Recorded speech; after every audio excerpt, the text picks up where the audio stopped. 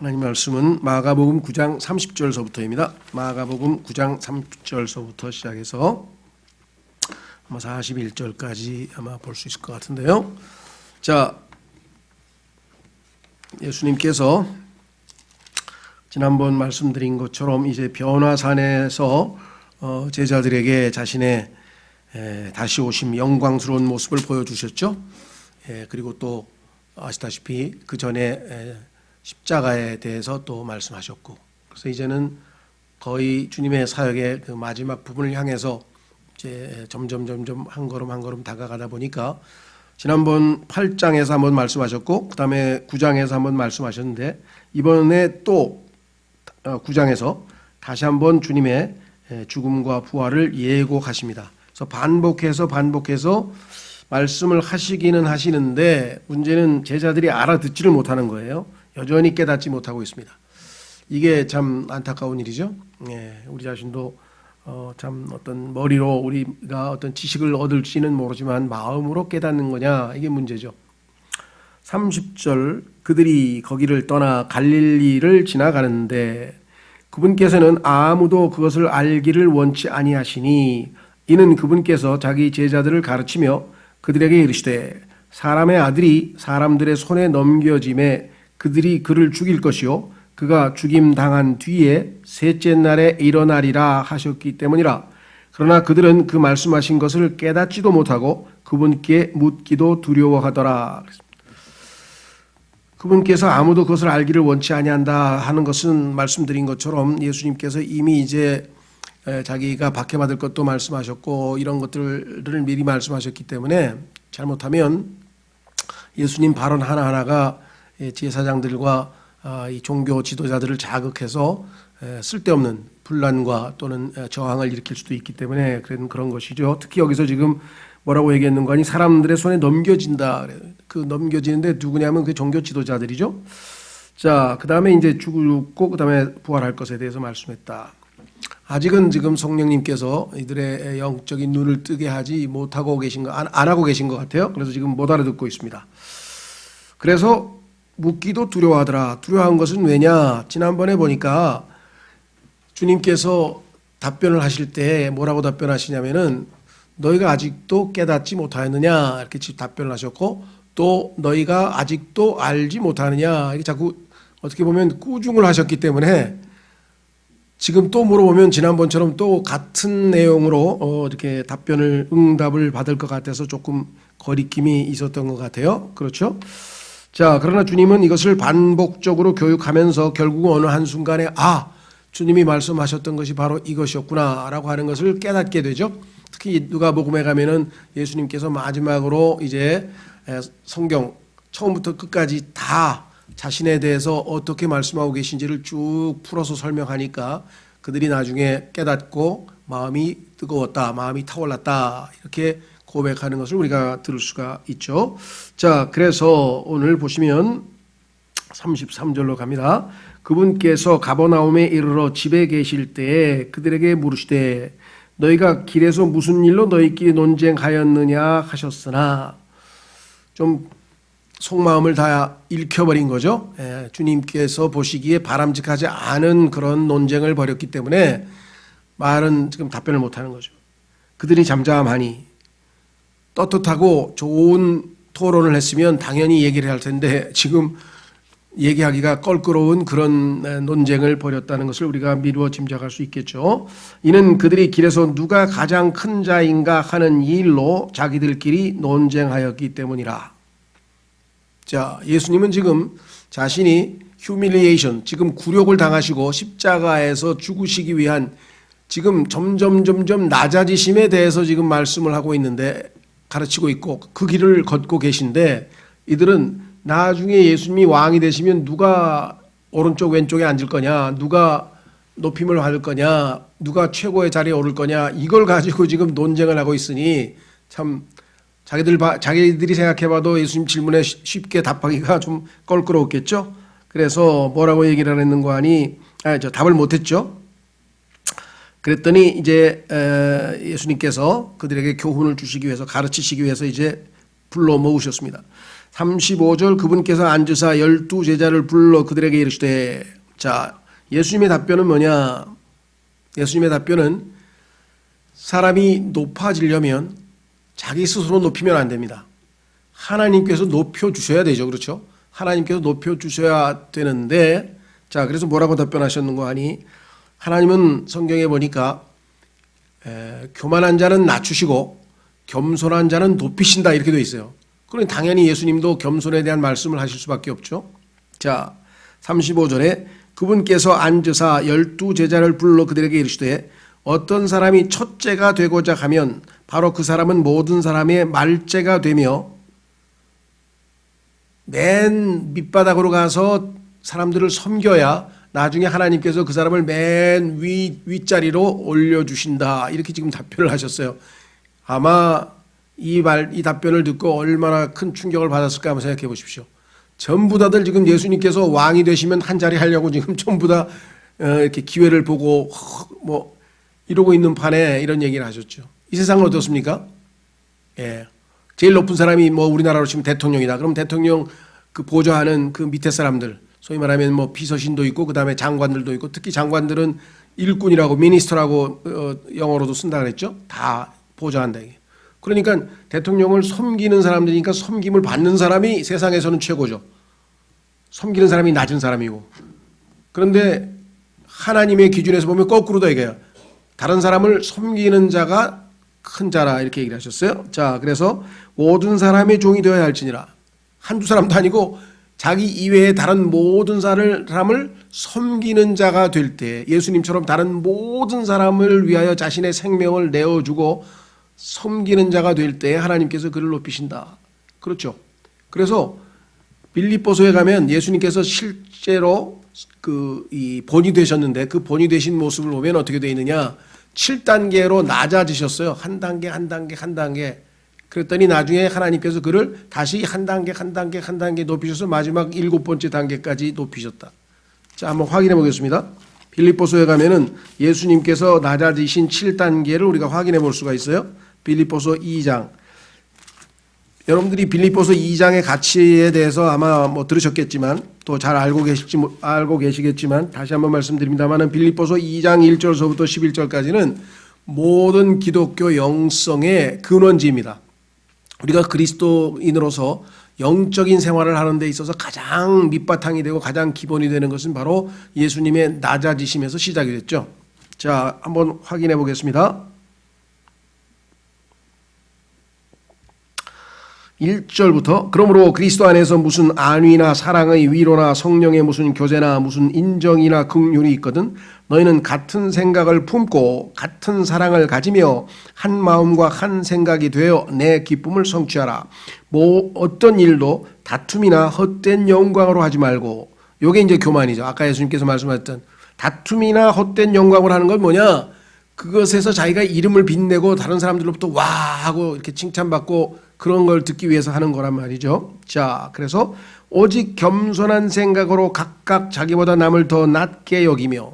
자, 우리나라 말에 참 뭐라 그럴까요? 이 어휘가 참 신비로운 것 같아요. 왜냐하면 낮게라고 하는 말이 지금 시옷으로 되어 있습니다. 낮게 하면은 better, 나보다 더 나은 사람이다, 더 뛰어난 사람이란 뜻이죠. 그러니까 나는 제일 못하고 다른 사람이 나보다 더 낫다 이렇게 생각을 해야지.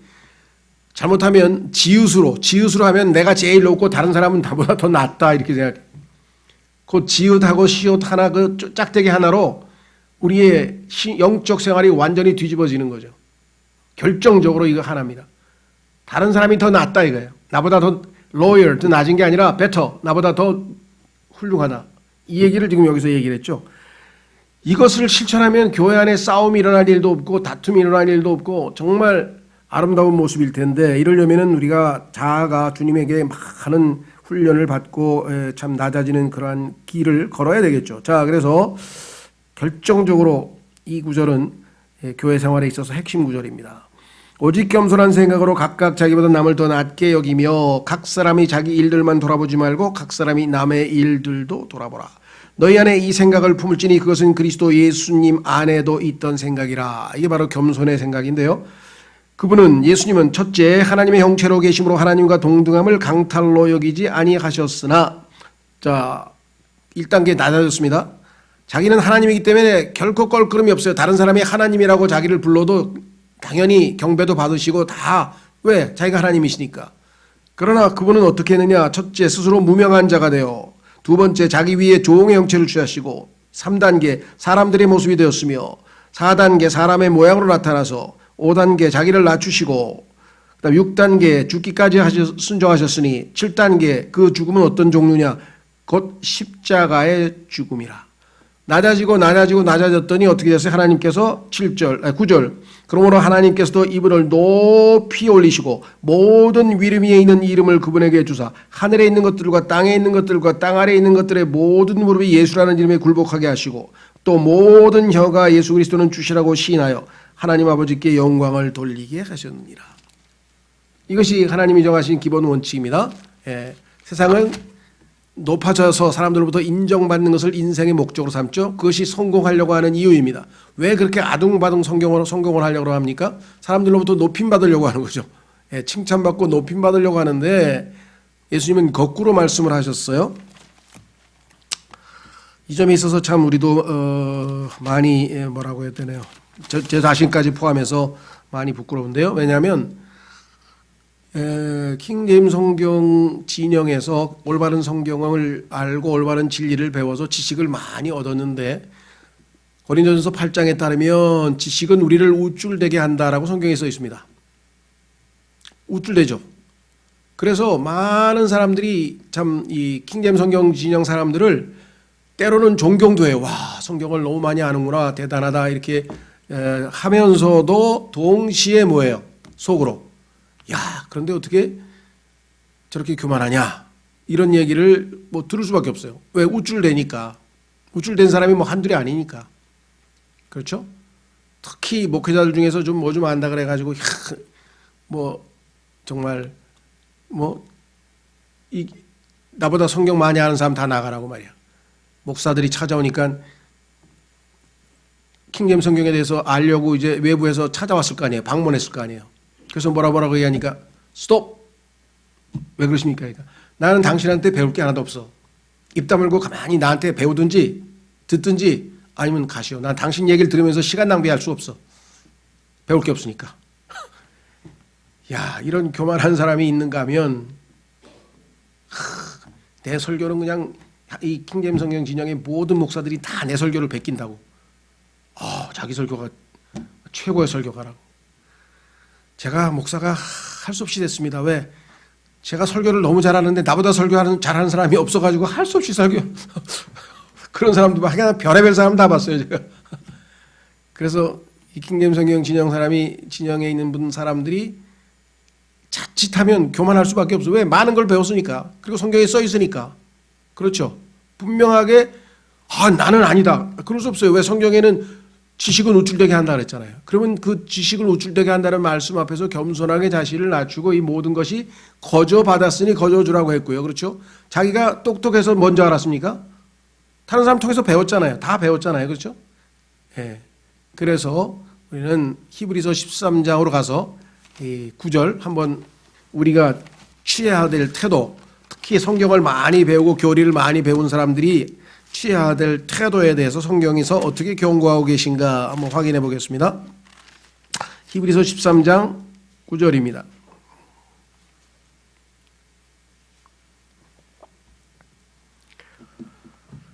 여러 가지 이상한 교리에 끌려다니지 말라. 은혜로 마음을 굳게 함이 선한 일이요 음식으로 할 것이 아니니 음식에 전념하는 자에게 음식이 유익을 끼치지 못하였느니라. 음식, 성경 지식이죠. 왜? 우리 보통 영적 양식이라고 성경에 말씀하셨고 하나님의 말씀인데, 그러면 하나님 말씀을 부지런히 배우고 신학교도 다니고 또 배우고 그 잘못이냐? 잘못이 아니죠. 예. 그것이 영이요 생명인 말씀으로 나에게 예수님을 닮아가도록 돕는다면 그거는 아주 최고의 지식이 되는 건데, 그것이 머릿속에서 내가 우월하다고 하는 쪽으로 몰고 가서 우쭐대기 시작하면 그것은 최악의 결과를 가져올 수 있다 이 말이죠. 여기 유익을 끼치지 못했다잖아요. 하나도 소용이 없대. 죽으라고 배워가지고 막 엄청나게 성경을 잘잘잘잘 꿰는데 실제적으로는 아무 유익이 없게 됐다라고 얘기했죠. 특히 여러 가지 이상한 교리라고 했는데요. 어려운 교리, 뭐 갭 같은 거 중요한 교리이긴 하지만 그거는 정말 성경에서 아주 일부에 해당하는 것인데 그걸 가지고 그냥 막 모든 사람들을 판단한다든가 그렇죠? 그 다음에 우리가 잘 아는 세대적 진리 등등 뭐 여러 가지를 가지고 얼마나 우리가 판단을 많이 하는지 이걸 조심해야 된다는 것이죠. 자, 여기 나와 있잖아요. 은혜로 마음을 굳게 함이 선한 일이요. 말씀드린 것처럼 우리가 생각할 때는 뭐 피터 워크맨 박사라든가 제임스 낙스 목사라든가 와 성경의 교리에 막 쫙쫙쫙쫙 꿰는 사람들이니까 설교도 무지하게 어려운 거 할 것 같죠. 아닙니다. 그 사람도 설교요. 다 쉽고 알아들을 수 있는 기본적인 은혜로운 설교 예전 100개 하면은 100개 중에서 한 90개 하면은 그래도 좀 어렵고 이렇게 내용 있는 좀 깊이 있는 설교 한 10개 정도 비율로 합니다. 왜? 빵은 매일 먹어야 되잖아요. 밥은 매일 먹잖아요, 우리가. 근데 그냥 뭐 밤낮 불갈비에다가 홍어 삭힌 거에다가 뭐 밤낮 그거만 먹나요, 우리가? 그렇게 어려운 것들만 그런데 그런 것만 또 찾아가지고 공부를 하는 사람이 있어? 그래가지고 그냥 계속 그런 질문만 하는 거예요. 그것을 알아두고 배우는 것은 야 하나님의 진리의 깊이가 참으로 깊도다. 하나님은 참으로 놀라우신 분이구나. 그리고 주님을 알아가면서 내가 예수님을 닮아가고 겸손해진다. 그러면 배울 만한데 그게 아니고 야 나는 이 엄청난 것도 아는데 너희는 그래 겨우 구원받아 가지고 그냥 기저귀 차고 그냥 갓난애기처럼 그냥 아유 깔짝깔짝 야 너희는 유치원생이고 나는 대학원생이야. 막 그렇게 했어요. 근데 목사가 그 교회 사람들 다 그렇게 가르쳤어요. 우리는 다 대학원생 이상입니다. 다 이 한국 교회 그냥 전부 다 기저귀 차고 걷고 있어요. 이렇게 그 배우면 뭐예요? 성경 알면 뭐하고 그렇죠? 예, 이걸 굉장히 조심하세요. 예수님께서 우리에게 example 두 번에 걸쳐 두 가지 종류의 본을 남기셨는데 놀랍게도 첫 번째는 요한복음 13장의 겸손의 본이고 두 번째는 베드로전서에 나오는 고난의 본입니다. 주님은 우리에게 주님 삶 전체가 우리의 본이에요. 처음부터 끝까지가. 그렇지만 그 중에서 성경에서 우리의 본이라고 하는 용어를 정확하게 사용해서 본이라고 하는 용어를 쓴 게 뭐예요? 겸손의 본과 고난의 본입니다. 그래서 기독교의 본질은 뭐예요? 겸손과 고난이에요. 겸손을 통해서 주님이 나중에 우리를 높이시고 고난을 통해서 나중에 우리를 영광스럽게 하시고 이게 기독교 신앙의 핵심 영성이라는 거죠. 그렇죠? 이걸 놓치면은 뭐 지식을 많이 알든 뭐 전도를 많이 하든 뭐 아이가 뭐 무슨 사역을 크게 하든 그게 무슨 의미가 있냐는 거죠. 자, 다시 돌아오셔서 마가복음을 통해서 주님께서는 지금 겸손과 관련된 말씀을 하셨죠. 성경에 보니까 고린도 후서에 가보십시오. 고린도 후서에도 보니까 바울이 자기를 스스로 높이는 사람들 그런 사람들은 다 가짜 사역자니까 그 사람들한테 속지 마라.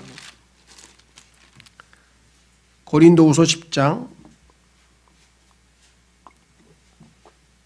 고린도후서 10장 12절 우리는 자기 자신을 추천하는 자들과 감히 한패가 되거나 혹은 그들과 우리 자신을 비교하지 아니하노라. 오직 그들은 자기들을 기준으로 자기들을 판단하며 자기들 가운데에서 자기들을 비교하니 지혜가 없도다. 끼리끼리 자기들끼리 비교하니까 뭐 내가 최고다 네가 최고다가 나오지. 예수님과 비교하면 다 엎드려가지고 야 우리는 아무것도 아니다. 이렇게 나오는 게 정상 아니겠어요?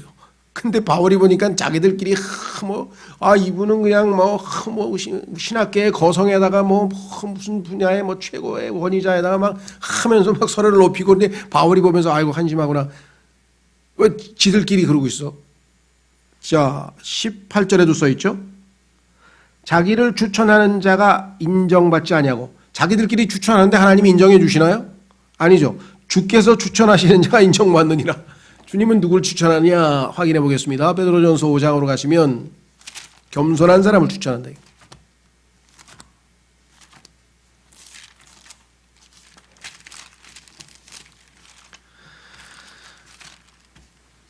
이 교만한 사람의 특징 중에 하나는 주어가 내가 많아요. 난 말이야. 난 말씀이지. 나는 말이야. 너희들하고 다르거든. 나는 말이야. 이렇게 해서 나는 성경을 몇 번 읽는지 알아 너희들? 뭐 이러면서 자 베드로전서 5장 5절 베드로전서 5장 5절 너희 젊은 사람들아 이와 같이 장로에게 복종하고 참으로 너희가 다 서로에게 복종하며. 서로에게 복종하라 했잖아요. 젊은 사람들은 장로에게, 장로들은 젊은 사람들에게. 겸손으로 옷 입으라. 하나님께서 교만한 자는 물리치시고 겸손한 자에게는 은혜를 주시느니라. 그러므로 하나님의 강한 손 밑에서 스스로 겸손하라. 그리하면 정하신 때에 그분께서 너희를 높이시라. 하나님이 인정을 하는 자가 자기들끼리 인정하면 그 무슨 의미가 있겠느냐 하고 바울이 얘기한 거하고 똑같은 내용을 얘기하고 있죠. 예수님도 마찬가지 낮아져야 하나님께서 나중에 높이신다라고 분명하게 마가복음에서 말씀하셨어요. 그래서 예수님은 지금 어디로 가고 있습니까? 십자가를 향해서 낮아지시는 길로 뚜벅뚜벅 걸어가고 있는데 제자들은 야 나중에 우리가 누가 제일 높아지는 거지? 누가 총리 될 거지? 뭐 이거 얘기하고 있으니까 어쩌면 이렇게 앞뒤가 안 맞는지 모르죠. 그러나 나중에 그들이 이제 변화되는 거죠. 자, 다시 돌아옵니다. 마가복음 9장 36절. 아이 하나를 데려다가 그들의 한가운데 세우시고 그를 팔에 안으시며 그들에게 이르시되 누구든지 내 이름으로 이런 아이들 중에 하나를 받아들이는 자는 나를 받아들이며 또 누구든지 나를 받아들이는 자는 나를 받아들이지 아니하고 나를 보내시는 분을 받아들이느니라 하시니라. 어린아이들과 자신이 아이덴티피케이션, 동일화됐어요. 아이들을 받아들이면 바로 나를 받아들이는 거야. 근데 예수님은 또 누구하고 동등하신 분이냐면 하나님과. 그래서 애를 하나님의 이름으로, 예수님의 이름으로 받아들여서 사랑으로 보살피고 섬기면 그것이 곧 하나님과 직접적으로 연관성이 있다라는 말씀을 지금 주님께서 하고 계시네요. 그렇죠? 자, 주님께서 이 모든 이야기들은 십자가에서 죽으실 것과 부활하실 것을 말씀할 때 꼭 이 이야기가 같은 문맥에서 반복돼서 나옵니다. 신기하죠? 예수님은 지금 십자가로 가서 죽으심과 부활이잖아요. 고난과 영광이잖아요. 낮아짐과 높아짐이잖아요. 근데 이 사람들은 지금 낮아짐에 대해서는 아무것도 지금 생각을 못하고 있는 것이 심히 안타까운 것이겠죠. 그렇죠? 자, 그래서 우리는 이제 38절로 갑니다. 여기 조심하십시오. 37절에 보니까 받아들이고 이것이 마치 요한복음 1장 12절에 예수님을 받아들이는 자 곧 그를 믿는 자에게들에게는 하나님의 아들들의 권능을 주셨다라고 하는 구원 교리하고 연결시켜서 생각하는 분들인데 전혀 그 얘기가 아닙니다. 여기는 지금 구원 얘기를 하고 있는 것이 아니에요. 지금 겸손과 관련지어서 하나님께서 누구는 받아들이고 누구는 아까 나왔잖아요. 베드로전서 5장에서 겸손한 자는 하나님께서 높이시고 또 높아지려고 하는 자는 낮추신다라고 하는 그 말씀을 지금 하고 있다. 38절에서 41절까지 요한이 그분께 응답하여 이르되 선생님이여 어떤 사람이 선생님의 이름으로 마귀들을 내쫓는 것을 우리가 보았는데 그가 우리를 따르지 아니하나이다. 그가 우리를 따르지 아니하므로 우리가 그를 막았나이다 하거늘. 아니 마귀들을 내쫓았으면 그들이 예수님의 이름으로, 그렇죠, 여기 나와 있잖아요. 예수님의 이름으로 마귀를 내쫓았으면 할렐루야 하나님 감사합니다 하나님께 영광을 돌리면 되지. 아니 왜 우리가 시키는 대로 안 하고 지멋대로 하는 거야? 하고 자기들 방식으로 안 했다. 자기들을 안 따랐다고 착각하고 있죠. 예수님을 안 따른 거하고 자기를 안 따른 거하고 똑같이 생각하면 곤란한 얘기죠. 그렇죠? 내가 예수님입니까? 내 방식으로 안 하면 그건 다 틀리고 예수님을 거부한 겁니까? 그건 아니죠. 지금 엄청 교만한 상태이니까 영적으로 뭐라고 얘기했느냐? 우리를 따르지 않아가지고 우리가 야 그런 거 하지 마 하고 막았다라고 얘기를 했어요. 근데 예수님 뭐라고 말씀하셨어요? 훨씬 더 포용적으로 말씀하셨죠. 보세요. 예수님께서 이르시되 그를 막지 말라. 내 이름으로 기적을 행하고서 쉽사리 나를 비방할 사람이 없나니. 비록 우리가 생각할 때 자 우리의 비유하면 올바른 킹제임 성경과 올바른 진리 포함해서 등등등등 성경적으로 안 하고 많은 부분이 성경에서 벗어나서 빗나가고 있는 사람들도 있어요. 그러나 열심히 전도도 하고 그 사람들이 신앙생활을 나름대로 합니다. 그들하고 똑같이 같이 우리도 발 맞출 수는 없지만 그러나 그 사람들 하는 걸 통해서 하나님께 감사하고 저렇게 지식도 부족한데도 참 열심히 애를 써서 하는구나. 참 하나님께서 더 많은 것을 깨닫게 해주셨으면 좋겠다. 이렇게 생각하면 훨씬 포용적으로 좋은 거죠. 야 저거 다 X야 XX. 틀린 성경으로 하는 거 다 X. 이렇게 나가는 거는 아니라는 거죠. 예. 야 그거 뭐야 은사주의 저 방언 그거 다 엉터리인데 저 사람들 그러나 그 사람들이 예수 그리스도를 드높이고 정말 응답을 통해서 하나님이 우리 아이를 낳게 해주셨습니다. 감사합니다. 그것 자체를 우리가 또 거부할 수는 없는 거란 말이죠. 자, 그래서 예수님의 말씀이 우리에게 이렇게 말씀하셨어요. 40절에 우리를 반대하지 않는 자는 우리 편이니라. 내버려 두라 이거죠. 자, 누구든지 너희가 그리스도에게 속하였으므로 내 이름으로, 자, 그리스도에게 속한 자는 그 사람이 은사주의자가 됐던 칼빈주의자가 됐던 아니면 뭐 천주교가 됐던 구원받은 사람이 있어요. 그러면 받으셔야죠. 왜? 예수님이 그를 예수님의 몸 안으로 받아줬잖아요. 물론 성경에 보니까 우리가 교제는, 내가 그 사람하고 교제하는 것은 전부 다 voluntary, 자발적으로 하는 거예요. 나하고 내가 그 사람을 무시하거나 미워하지는 않지만 나하고 교리가 안 맞고 나하고 방향이 틀리고 해서 우리가 교제를 안 할 수는 있어요. 예, 사도 바울 같은 경우도 마찬가지. 그러나 그것이 그들을 무시하고 이건 아니죠. 여기 나와 있는 것처럼 그리스도에게 속하였으므로 내 이름으로 너희에게 마실 물 한 잔을 주면 진실로 내가 너희에게로니 그가 자기 보상을 잃지 아니하리라. 만약에 어떤 사람이 예수님을 믿는데 나하고 교리도 다르고 뭐 파벌도 다르고 뭐 모든 면에서 다 다르다 할지라도 내가 그가 예수님을 믿는다는 그 이유 하나 때문에, 예수님께 속해 있다는 이유 하나 때문에 내가 조금이라도 도움을 주고 그에게 뭔가를 베풀었다면 거기에 대해서는 하나님께서 다 보상을 하신다. 이렇게 지금 성경에서는 분명하게 말씀들을 했죠. 여기 보면은 요한이라고 하는 이 사람은 아직까지는 사도 요한이 이런 사람이었어? 이상하다. 요한일서에 보니까 엄청 사랑에 대해서 많이 썼던데 이거는 이제 나중에 많이 변화된 모습이고요. 초반에 이 요한하고 야고보 두 형제는 이름이 뭐였습니까? 얼마나 거칠고 이 정말 피가 끓었는지 천둥의 아들들이라. 천둥의 아들. 저 사람들이 지금 우리들하고 똑같은 방식으로 하는데 하늘에서 그냥 불이 내려서 그냥 다 쓸어버릴까요? 예수님께서 뭐라고 말씀하셨어요? 너희 입에서 누구의 영이 나가는지 너는 지금 모르는구나. 파괴의 영이 나가잖아요 지금. 생명으로 믿음을 세워주는 게 아니라 다 무너뜨리는 파괴의 영이 나가고 있는 거잖아요. 그렇죠? 뭐 부끄러운 얘기지만 저희 교회도 그런 일들이 많이 있었습니다. 분명히 내가 보기에 뭔가 있었다 싶어서 교회를 떠난 사람 얘기 들어보니까 자기가 우리 교회에서 가르치지 않는 다른 교리를 가지고 얘기했다가 이제 상당한 이제 상처를 입은 거예요. 저희는 그런 거, 우리 교회는 그렇게 가르치지 않고 또 그러니까 자매님이 그 교리는 이제 다르더라도 나중에 좀 이렇게 간직하고 계시다가 교회에서 그런 논쟁은 안 하는 게 좋겠습니다. 이렇게 지혜롭게 하면 좋은데 그건 이제 논박을 줘가지고 그냥 소외감을 느끼게 만들거나 상처를 입히게 하는 경우도 있었고요. 그런 경우도 몇 번 있었고 또 어떤 형제가 제 생각에는 당연히 우리 교회로 올 줄 알았어요. 근데 안 오더라고. 그래서 그냥 본인이 그건 자유니까 어쩔 수 없고 내가 이래라 저래라 할 수 없는 거 다만 그냥 궁금해가지고 어느 날 자연스럽게 얘기를 했는데 한 번 와서 보니까 속된 말로 주눅이 들었다. 이 주눅이. 얼마나들 성경을 잘하는지 뭐라고 얘기하면 빠바바바바바박박 자기가 여기 있다가는 아이고 내 두들겨 와서 죽겠다. 그게 나쁜 건 아니죠. 지식이 많은 게 나쁜 건 아닌데 그것에 덧붙여서 뭔가 원하고 자기를 품어주고 뭔가 이렇게 받아주고 막 이런 포근하게 안기고 싶은 마음이 있었는데 왜냐하면 자기가 지금 다른 교회를 떠나서 지금 교회를 찾고 있는 중이니까. 그런데 여기서 집에 가서 혼자 인터넷으로 배워야 되겠다. 여기 나오면 내가 그냥 주눅이 들어가지고 그럴 것 같아서 안 나온다고 솔직하게 얘기를 하더라고요. 그래서 그 말이 맞기는 맞고 우리한테는 뼈 아프네요. 그렇죠.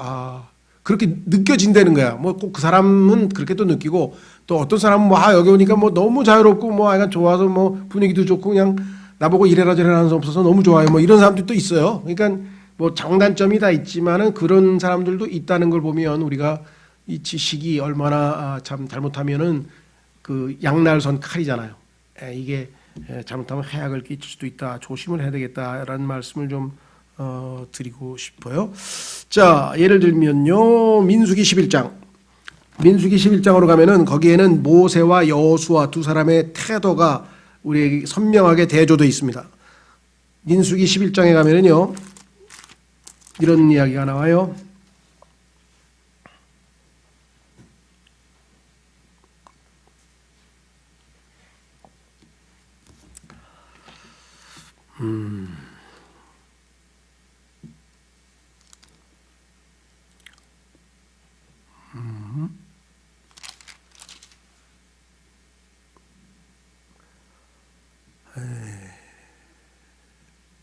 26절에 보시면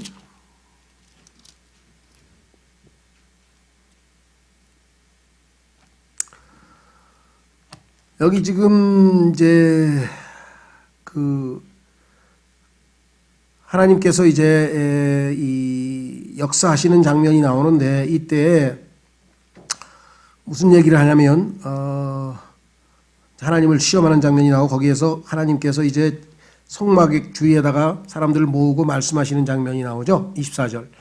모세가 나가서 주의 말씀들을 백성에게 고하고 백성의 장로 70명을 모아 성막의 주위에 세우매 주께서 구름 가운데 내려오사 그에게 말씀하시고 그의 위에 있던 영을 취해 70명의 장로들에게 주시니 그 영이 그들 위에 머물 때에 그들이 대언을 하고 멈추지 아니하였더라. 그러나 그 사람들 중에서 두 사람이 진영에 남아 있었는데 하나의 이름은 엘다시요 다른 하나의 이름은 메다시더라. 그들 위에 그 영이 머무니라. 그들은 기록된 자들 중에 있었으나 성망으로 나가지 아니하였더라. 그들이 진영에서 대언을 하므로 한 청년이 달려와 모세에게 고하이르되 엘닷과 메닷이 진영에서 대언을 하나이다 하니 모세의 청년들 중 한 사람 곧 그의 종 눈의 아들 여호수아가 응답하여되 내 주 모세여 그들을 금하소서 하니 저 사람들이 질서를 어기고 지들이 장막에서 혼자 지금 영으로 대언하고 있습니다. 빨리 금하게 하옵소서. 물론 젊은 여호수아야 지금 정말 그 잘못된 상황에서 하나님으로부터 큰 벌이 내릴까 봐 두려웠겠죠. 근데 모세는 어떤 자세를 취했습니까? 포용하고 있죠. 29절. 모세가 그에게 이르되 내가 나를 위해 시기 하느냐? 모세 한 분만 또는 70명의 장로들만 대언을 해야 되는데 왜 젊은 사람들이 자기들끼리 저러고 있어? 그렇죠. 과거에도 보면은 저한테 와서 제가 우리 교회 그 사람들 중에서 좀 몇몇 사람들을 이렇게 모아서 성경을 좀 가르쳐 보고 싶은데 괜찮을까요? 그런 분이 있어요. 물론이라고. 성경 공부하는데 뭐가 나쁘냐고. 그랬더니 다른 사람들이 뭐 교회에서 목사님이 가르치는데 왜 네가 또 파당을 일으켜가지고 니들끼리 모여가지고 성경 공부하냐고 또 그런 사람이 있어서 그래요. 그래서 그런 기억 개의치 말고 하라고. 걱정하지 말고 하라고. 여기도 마찬가지. 주의 온 백성이 대언자가 되어 주께서 그들 위해 자신의 영을 주시기를 원하노라 하니라. 하나님께서 나 말고 백성들 다 성령으로 충만해서 다 대언했으면 좋겠다. 이게 지금 모세의 자세 아니겠습니까? 예, 바울도 마찬가지. 빌립보서 1장. 바울의 태도도 예수님과 똑같아요. 다 나만 해야 된다.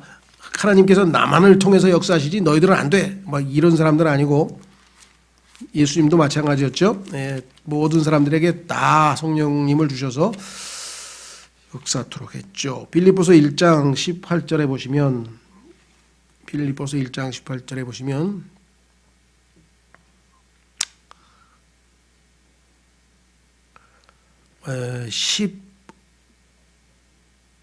15절부터 보시면 이렇게 돼 있어요.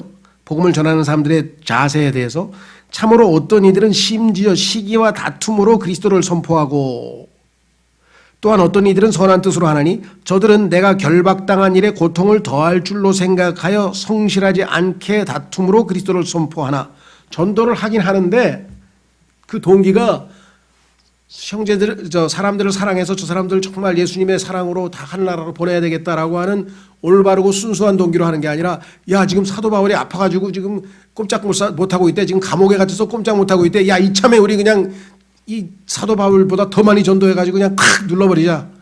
뭐 이런 거에 속된 말로 그런 자세로 하더라도 선포되는 것은 그리스도니 내가 기뻐하겠다. 이게. 야 그런 자식들 다 잡아와.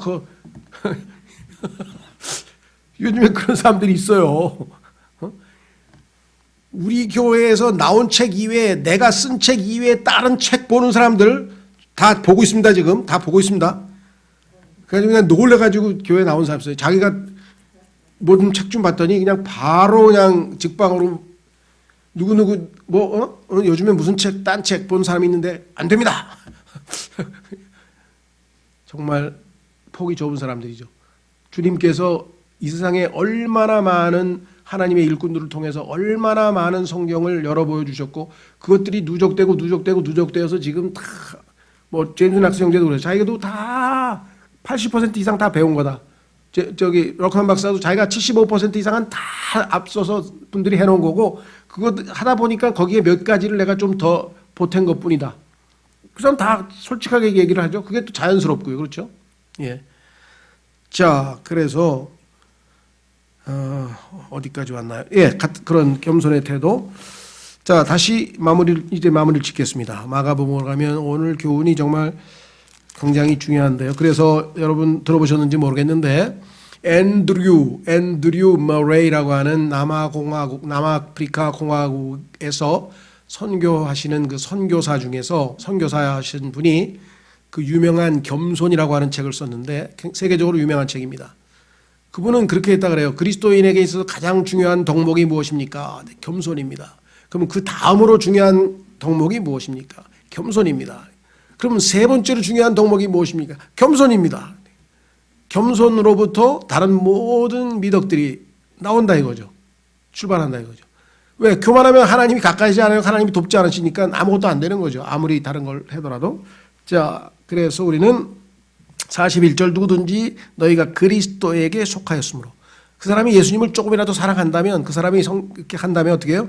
내 이름으로 너에게 마실 물 한 잔을 주면 아무리 작은 일 하나라도 그렇죠. 어떻게 해요? 진실로 내가 너에게로니 그가 자기 보상을 잃지 아니하리라. 주님께서는 분명히 우리에게 우리가 한 섬김에 대해서 보상하시겠다는 약속. 뭐 고린도전서 3장에도 나오고 고린도후서 5장에도 나오고 정말 이 로마서 14장에도 나오고 그리스도의 심판 속에서의 보상에 대한 이야기가 얼마나 자주 나오는지 여러분도 잘 알고 있다는 사실을 우리가 잘 압니다. 자, 그래서 우리는 이제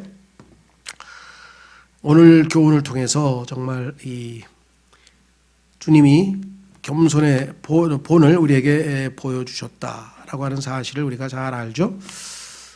예, 그래서 우리는 다음 시간에는 이제 정말 이 또 다른 예수 그리스도로부터 오는 아주 중요한 경고에 대해서 계속해서 공부해 가도록 하겠습니다. 예, 오늘 주신 말씀을 통해서 주님 저희에게 단순히 겸손에 대해서 가르치신 것뿐만 아니라 주님께서 실제적으로 우리에게 겸손의 본을 보여주셔서 우리가 주님을 따를 수 있도록 해주신 것 감사하고 교만한 우리를 낮추시고 정말 주님의 본을 따라 겸손을 통해서 하나님께서 우리와 함께 하시기를 원합니다. 다 같이 기도하겠습니다.